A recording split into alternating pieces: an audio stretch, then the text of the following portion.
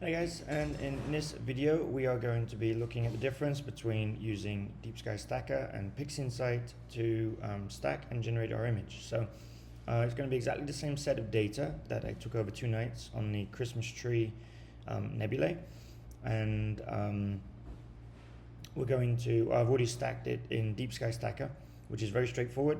You just kind of select all of your lights, select all your darks, select all your biases, let it run, do its thing, spits out a file for you. Pixinsight's a little bit more involved than that, and we'll see if it's worth the extra effort. So first thing we're going to do here in Pixinsight is open up a script called the weighted batch pre-processing. So we open up this script, and then all we're going to do in here, similar to Deep Sky Stacker, we're going to load our lights, our darks, our flats, our biases, etc. So I have lights that I took over a couple of nights.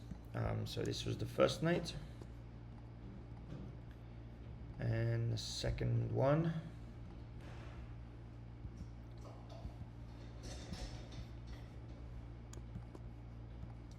And then we have our darks.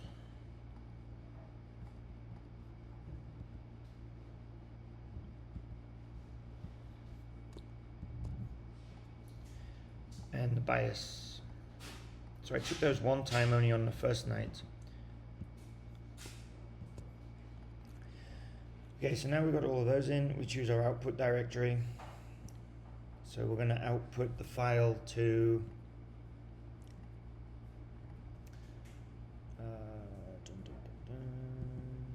nebulae, Christmas tree nebulae folder here. So this folder here is where I already have the output from Deep Sky Stacker. I'm going to create another one which will be called our Pixinsight output. Okay, and then you hit run. Gives you a little summary of what it's going to do. We've got 78 frames that we're going to go through. The frame size, exposure time, and that's it. So we're going to hit continue. This will take, depending on the number of frames you've got, up to half an hour. So we'll just leave this to run, and we'll come back when it's completed.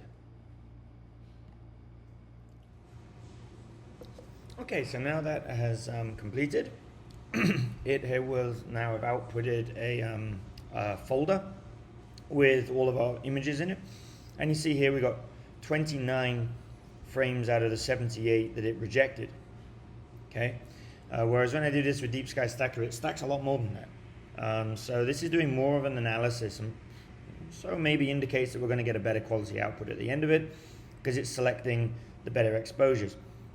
However, it does mean that we've thrown away 29 of our exposures, which at 1.5 minutes each is almost an hour's worth of data that we're actually throwing away here. So anyway, let's move on. So we're done with the weighted batch pre-processing. So the next thing we are going to do is, let's exit this. The next process we're going to do is the subframe selector. So we'll open up that, and we will clear all of our data here, and our output, Christmas tree nebulae again, Pixinsight output, and we'll make a new folder, and we'll call this weighted. And that's going to be our output folder. Now we're going to add our files.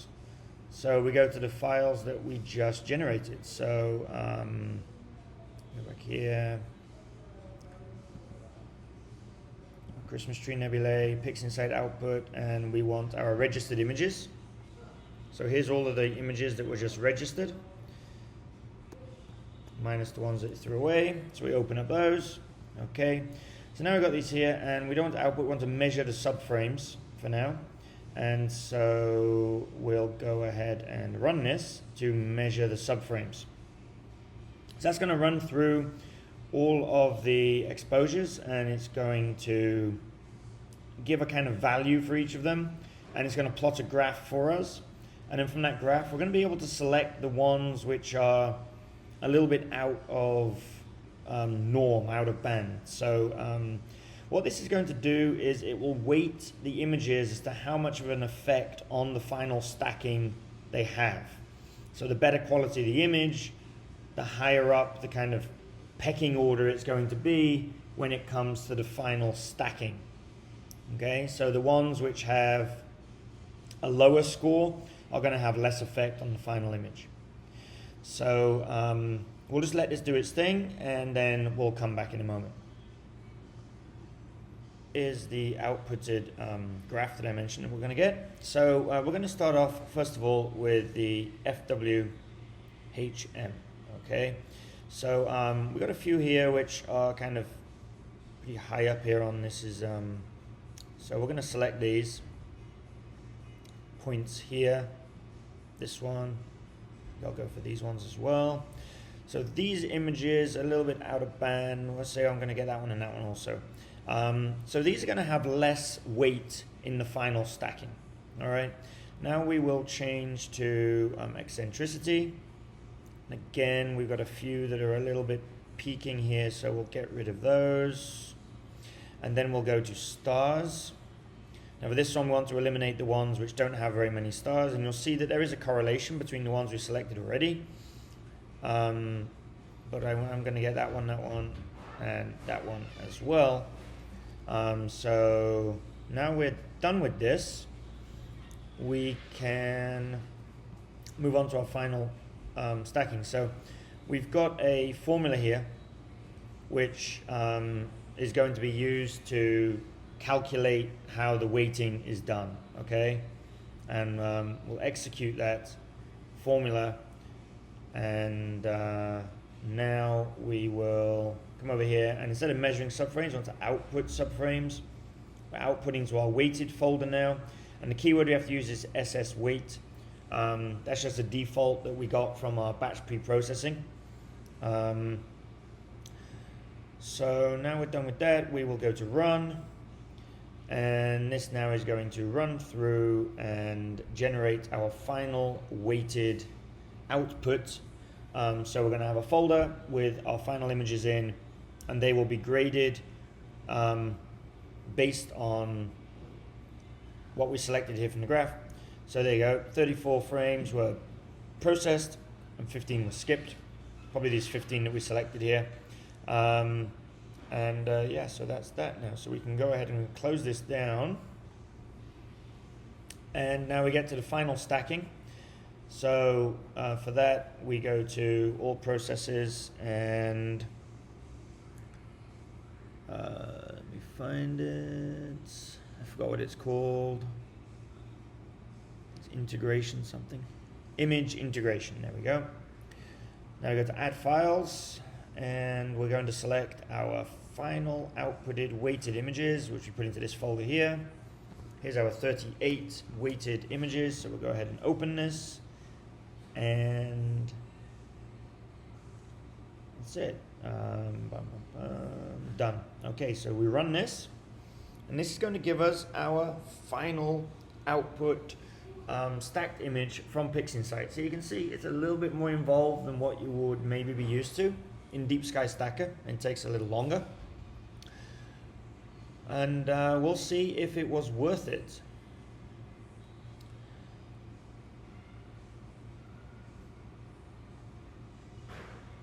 So it's done our output now. We can close image integration, and we've been given these.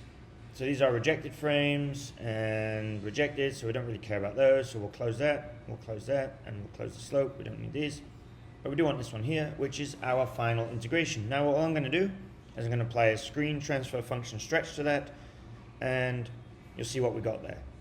So here is our output from Pixinsight stacking.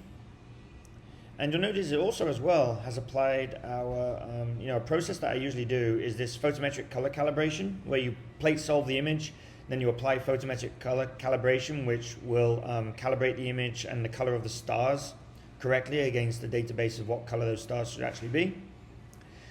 So it's done all that for us, and it gives us quite a nice output. Now I'm going to compare this to what we got from Deep Sky Stacker. So here is our output from Deep Sky Stacker. I think it should be here. Christmas Tree Nebulae.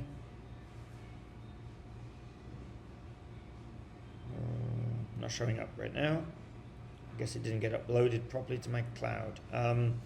So yeah, it's not there. All right. So later on, we will upload it to my Dropbox. It looks like I failed to upload it before I started this.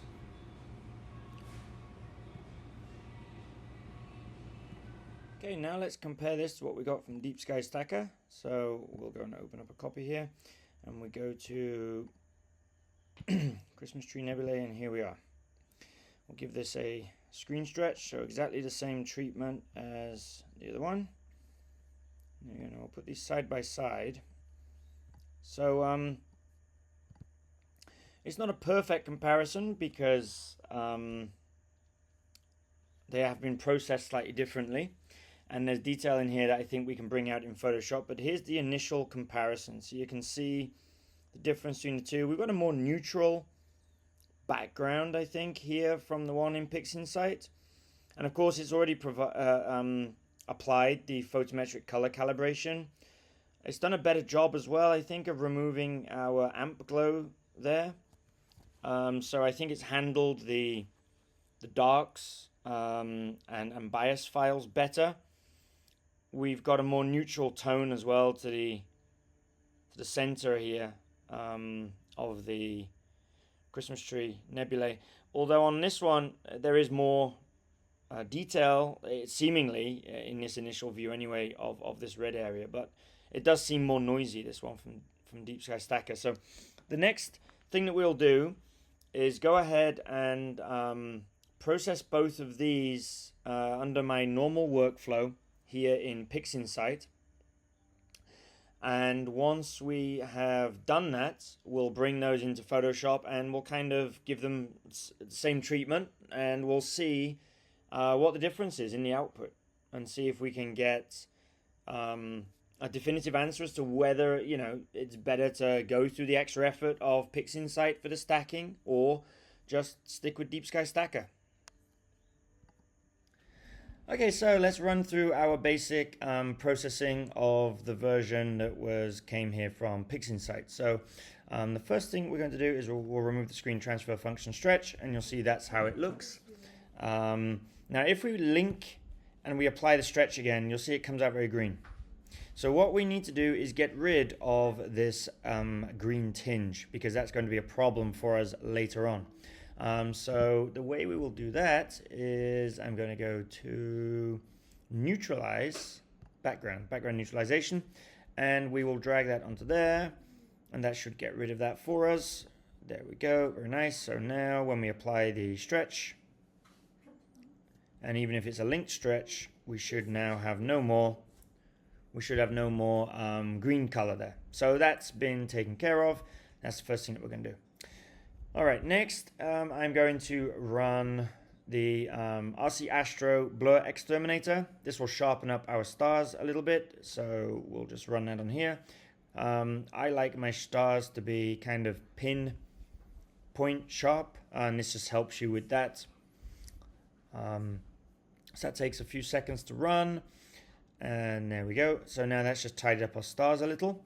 And then the next thing we're going to run is the noise exterminator, also from RC Astro. This can be a little strong, and it can turn your nebulae looking more like they were drawn by chalk pastels. So I'm going to knock it down to 45. I can always run it again later if necessary. So we'll run that. And then the final thing I'm going to run is Star Exterminator.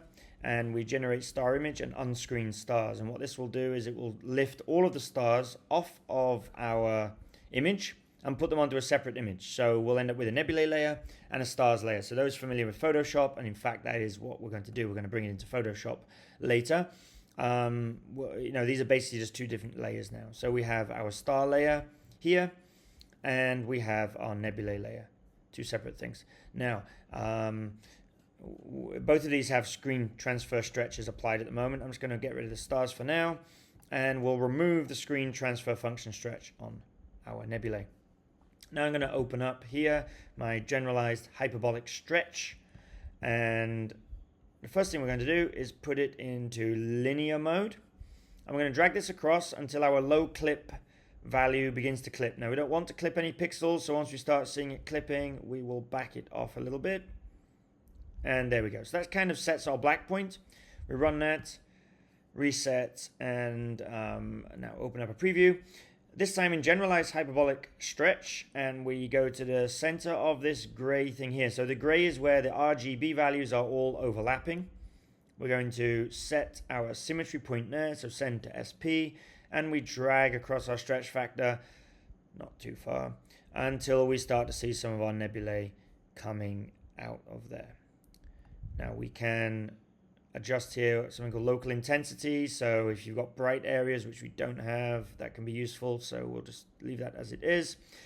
So we'll go ahead now and apply this, reset, and now this time we're going to set our set point a little bit to the right, and again we run that again and we stretch this out, get some of our nebulosity coming out there. Okay, so that's about as far as I want to go here in Pixinsight with this one. That's about it. So we'll apply that. We don't want to go that far. So we will turn that off, close our preview, and there is our image. Now we're going to open up our star layer, and we're going to do another generalized hyperbolic stretch on this just to bring out the stars. So it's up to you how you want your stars to be. Obviously you don't want to stretch too much. You begin to blow them out. I don't like too much of a halo around my stars, so I'm going to bring it to somewhere around here. That's good enough for me, and we will apply that. Okay, so now we are done. We close our real-time preview, and we can save both of these. So we save this as our star layer. So over in Astrophotography with nebulae, and this is the Christmas tree nebulae.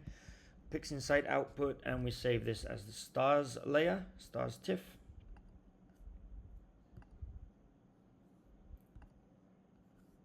(16-bit). And then we're going to do the same with our nebulae. We're going to go File and Save As. Save this as our Christmas tree nebulae as a TIFF file.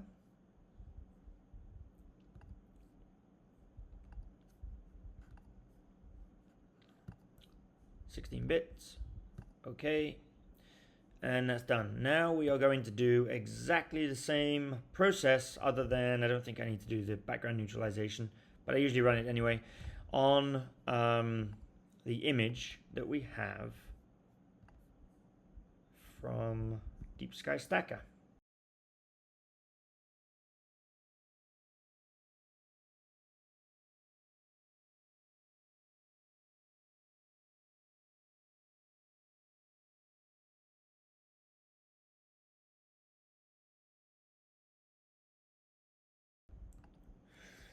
Okay, now we're going to go over into Photoshop and we'll load these into there. So here in Photoshop, let's just close that, and we'll go to scripts and load files into stack. We'll start off with the one from Pixinsight, so stars and nebulae. We'll open those. Okay, and then same thing again, scripts, load files into stack, and oops, that was our dolphin nebulae. Wait a moment.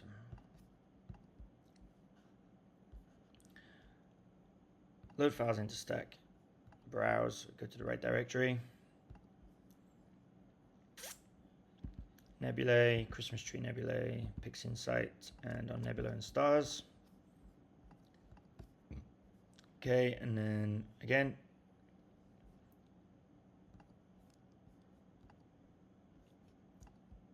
this time it's our Deep Sky Stacker output. Okay, So those are both loaded into here now. Now we'll start with the one from Pixinsight. Now you can see it is kind of smoother, although there's not as much color and detail there, but it is much less noisy and smoother. So we'll see how this comes out. Okay, so first thing, a bit of housekeeping. Make a stars group. Add the stars to that group and change that to screen. Make another group, which would be the nebula, and we drag and drop that into there. Okay, so we'll turn the stars off for now, go to our nebula group, adjustments, and we will add levels adjustment, and our red, we'll drag that over a bit.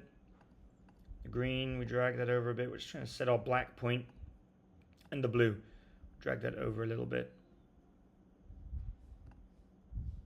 Okay, and then we're going to add a curves adjustment layer. So this is just really quick. We're just trying to get an idea as to what the data is like and how it's been processed by both Deep Sky Stacker and Pixinsight. So this is not going to be in any way a kind of finished piece of art. We are just trying to get an idea how the data's been handled and what we've got there, basically. Okay, now I'm going to add a hue saturation.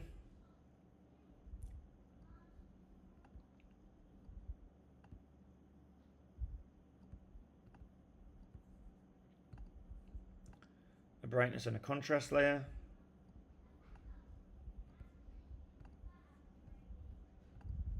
Vibrance layer.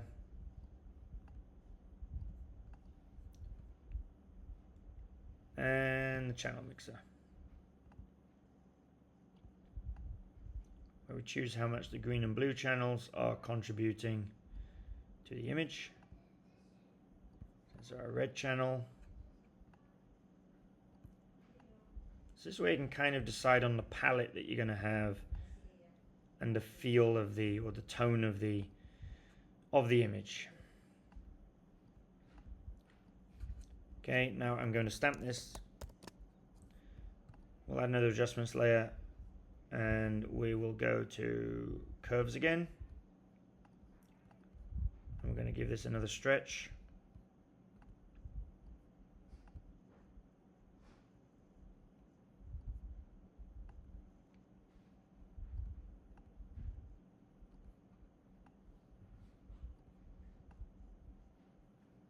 Like so. That's the red channel, the green channel. You see here, inside of the histogram there, that's where all the data is. So that's where you really want to kind of possibly lift it up or not. It depends on how green you want this to be. It's supposed to be the Christmas tree nebula, so I suppose it should have some green to it, but I'm not a big fan of the green color. I like it a little bit more towards the red and the blue colors. So I'm just going to increase the blue a little bit, the green a little bit. Now we'll enhance the blue here. And then finally we're going to put in another levels adjustment where I'm going to try and get that black point. Now if you're going to end up clipping and you've got trouble getting that background kind of blackish again, I do have a little trick for that, which is we add another layer here. We have a color 131313, which is kind of an off black. It's this kind of grayish color, and then you can play around with the blending options. So here you see you can change from lighten to screen. So sometimes it can help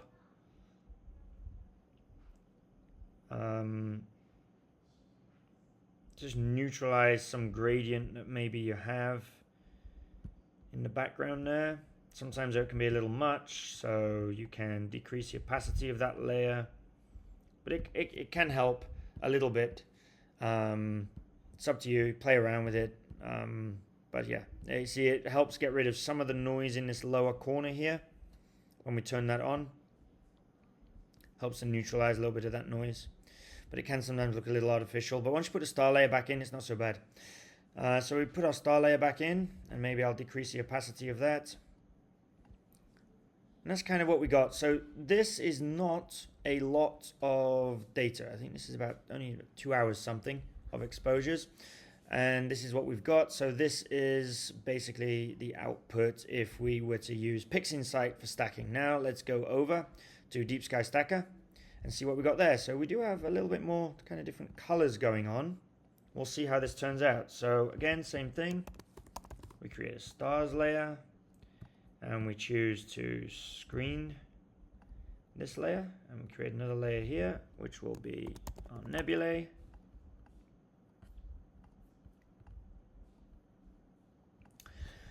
Okay, so same process, start off with levels. So we're going to give it basically the same kind of treatment that we gave the other one, so it's a fair kind of comparison.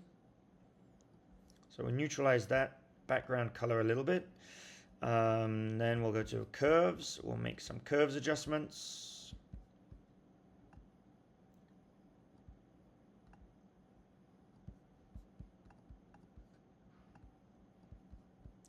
So already I can see off the bat we possibly have got more color data in here, but it's definitely more noisy. We've definitely got a lot more noise, and this banding going on as well, which we just didn't have in here. It's just a lot smoother. It's almost like the bias and the flats just have been ignored in Deep Sky Stacker. So I don't know if I've got something maybe wrong in my settings, although it did seem to, it did say when I started the stacking process that it was going to be using them, but I don't know. It just looks like Pixinsight has handled them better and has just given us smoother results. This is very grainy, very noisy, and a lot of this horizontal banding, which we can deal with here in Photoshop, but it does increase the amount of work we've got to do.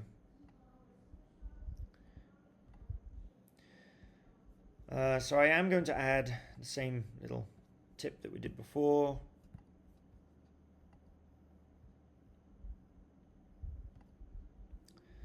Add in a channel mixer.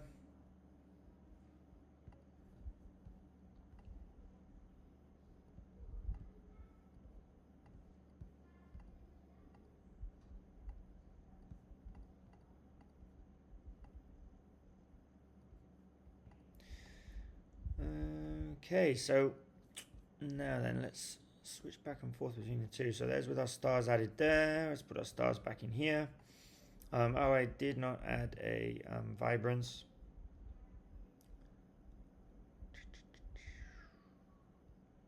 Hue and saturation, sorry, we'll do that.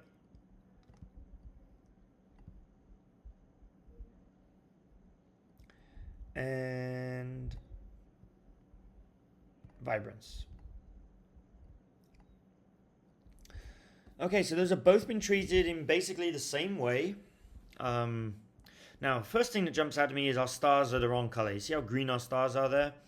That is because in Pixinsight, when we ran the stacking, it also ran the photometric color calibration. So it calibrated our stars to the colors that they should be, whereas Deep Sky Stacker has not done that step. Now, that is something that I could do in Pixinsight as an additional step myself. Or here inside of Photoshop, we can add a curves layer to the stars, and we could adjust those. Probably bring down some of the green. They're a little green, these stars, for some reason. So we could probably tone down the green there. Yeah, so that is one thing. Now there does seem to be more color. It's almost like